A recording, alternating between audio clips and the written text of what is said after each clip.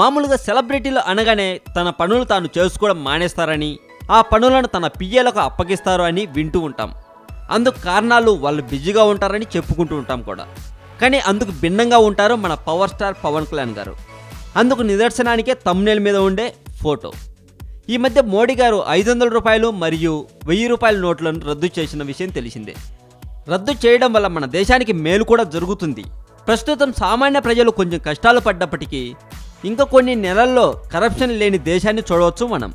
అయితే తన డబ్బును మార్చుకోవడానికి పవన్ కళ్యాణ్ గారే బ్యాంకుకు వచ్చారట. రావటమే కాదు, అందరితో పాటు క్యూలో నిల్చొని తన దగ్గర ఉన్న 500, 1000 నోట్స్ని బ్యాంకుకి సబ్మిట్ చేసి కొత్త నోట్స్ని తీసుకున్నారని సమాచారం. నిజంగా గొప్ప వ్యక్తిత్వం కల వ్యక్తి అని చెప్పొచ్చు పవన్ కళ్యాణ్ గారి గురించి చెప్పాలంటే.